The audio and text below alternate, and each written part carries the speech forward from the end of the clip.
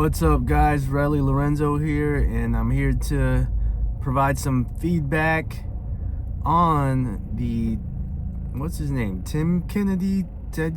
I think it's Ted Kennedy. On his situation with reputation. So this is what I know. He's a popular guy. He is a Green Beret. He's still in the military. But he has battle buddies in the veteran community and the active duty military that are saying that he is like kind of a stolen valor kind of person. And yeah, when someone's that famous, you kind of have to have those kind of questions. But there are some concrete phases in his career that you can't really take away from. Usually the E4 mafias, the E3s, E5s, really. E4s, E5s, they're the ones that's gonna make up shit, from my experience. And then when you get around E6, E7, E8, you're just trying to get through school. You're trying to badge up as much as you can. You're not really exaggerating and trying to prove yourself by utilizing incorrect tactics. With that said, some people might mature at a different level, and they still got that exaggeration bug in their system. I never really had it. I would under exaggerate. Whenever it was time for me to share my NCOER bullets, I had leadership that said, you probably trained about 500-600 soldiers. You probably vaccinated 2,000 officers, junior enlisted, and civilian dependents, things like that. And I was like, oh wow, that's a high number. But I always lean towards less because I would keep an eye on my career or keep an eye on my records, and I didn't want anything that seemed unbelievable. So I probably underballed a lot of my personal numbers. I probably done a lot more than what's written in my records. With that said, some of our careers are kind of cookie cutter. Everyone's kind of doing the same thing. And it all kind of depends on when you served. So for me, I personally wouldn't call out a battle buddy.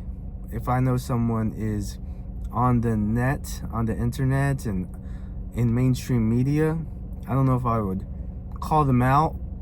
If I know they're making stuff up, medics and such, and those that I've served with, I might send them a message or whatever, like, you sure, bro, you didn't do that? But I don't know if I would do it in public. At the same time, the community that's watching Tim Kennedy, I'm a little bit disconnected and not that active in these platforms, because I'm a retired Army guy, and also I got a full-time job, and I got other hobbies, you know what I mean? Like, I want to do other things, and I'm not gonna stay abreast and privy to all of the geopolitics and all of the military happenings. So I don't have all the Tim Kennedy data and gossip that other folks have. But maybe I am a veteran. I know I'm a veteran, and maybe I'll jump in a little bit here and there. But yeah, I wouldn't call out some people, that I know would exaggerate things. But there are folks that, don't mind being a charmer when it comes to storytelling. But when it comes down to telling their commander and doing the admin and talking to your retirement officer, and you're pretty much not on trial, but you're integrity button is right there for you to push, because you know it's going on paper. Some of them lean towards, not exaggerating and actually telling the truth when it comes down to putting ink to paper, and getting it on their DD 214. So I think storytelling, maybe, but writing a book, is that illegal? Is that unethical? But here's the thing, Valhalla is correct. There's that integrity element. I will not use my grade or position to attain pleasure, profit, or personal safety. That's in the non-commissioned, the NCO creed. So if someone is using mainstream media and YouTube, social media to exaggerate and lie and fabricate and make a name for themselves, in a wrong manner, in an unethical manner, then maybe it is on someone who is just as ambitious, but on the more ethical side. Maybe it is on them to call them out. You know what I mean? Maybe it takes a big fish to take another big fish out, so to speak. But I don't think, like, Valhalla, I think his name is Nate or something. I don't think it's his intention to take somebody out, but he wants to hold people accountable. He wants them to tell the truth. And I'm kind of like, not my lane, not my problem, at least right now. But when I really think about the big picture and the veteran community and the creeds and the future and the soldiers and America, maybe you gotta grab your nuts and say, hey bro, you're in the wrong. So I'm not against Valhalla, and I'm not against, Ted Kennedy. I've always been like, because I've never listened to him. It's his style. I've never listened to him long enough to analyze him and judge him. But even his fighting style in the MMA and his delivery, way of speaking, he doesn't have the hook. Is for me to stay tuned, to become a fan. But from afar, I've always kind of respected his his service, the fact that he did serve, the same way I would respect someone who's not famous but served their country.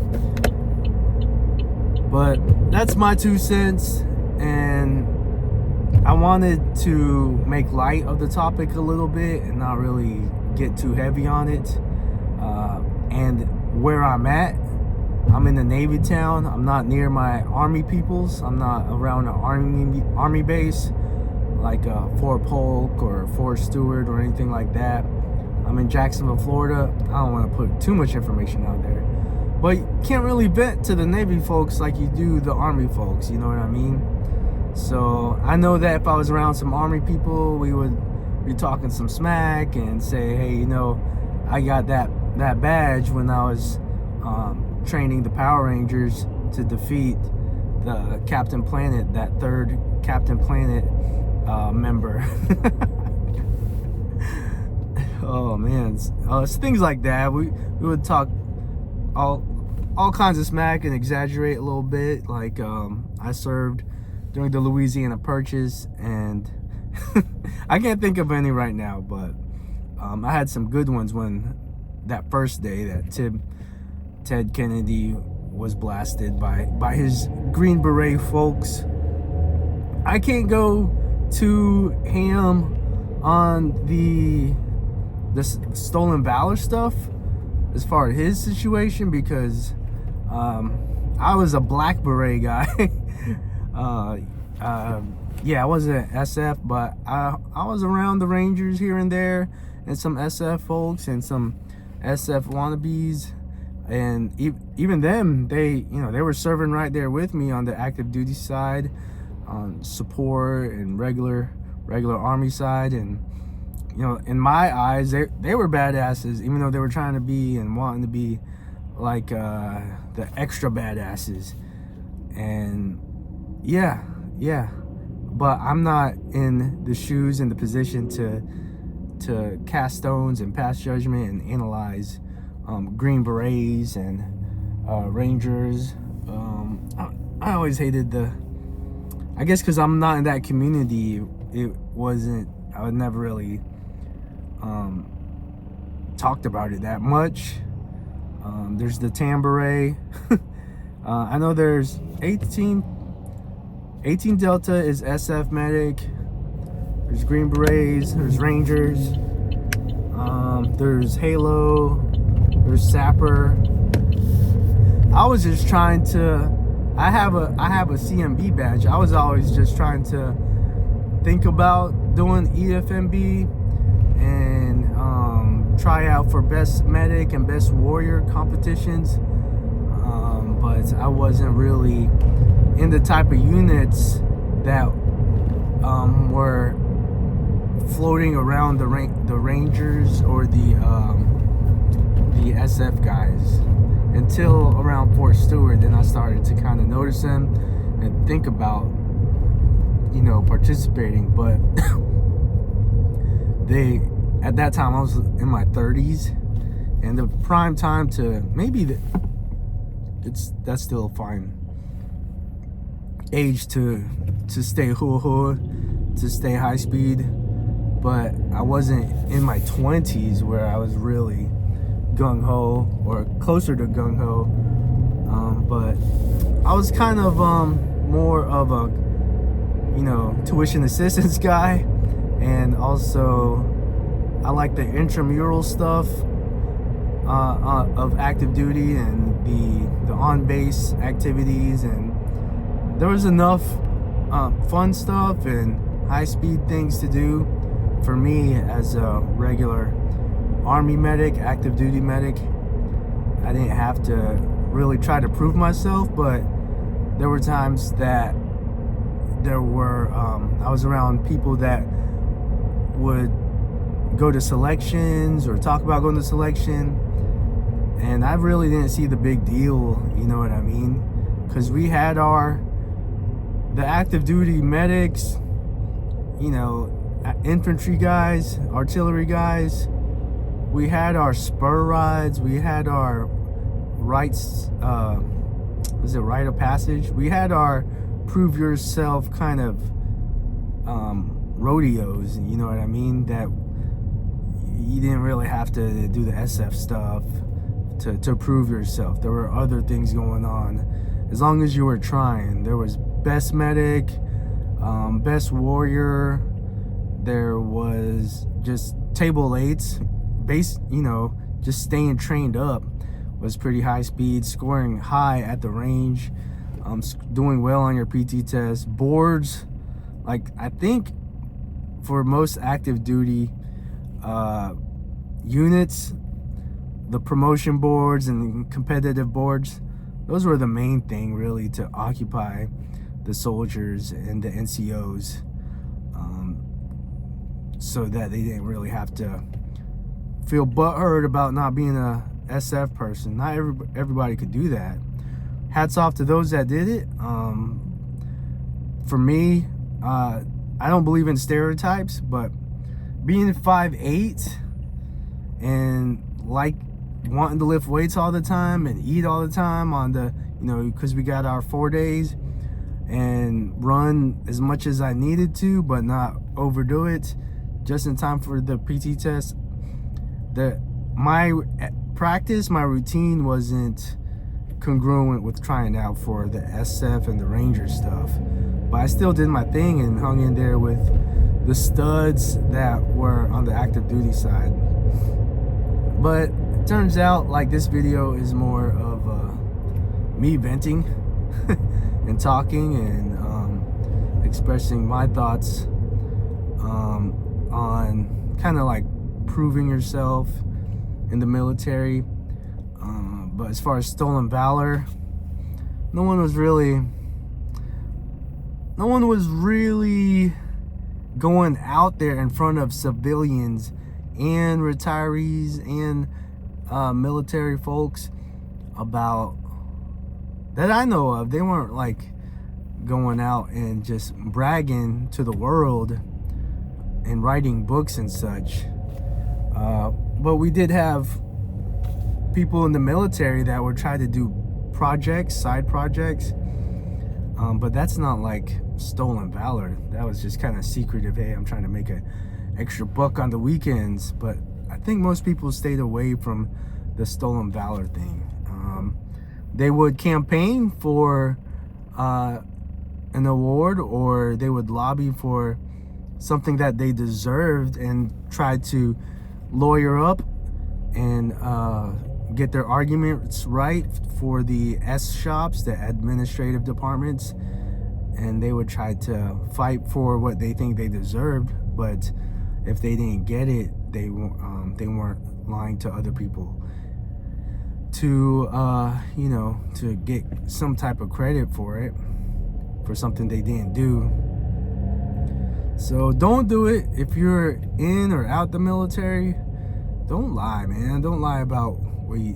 In fact, take it to another level and just kind of do your thing. Almost kind of like keep a low profile. And yeah, I think that's what most people do. Most people don't have like YouTube channels. But if you're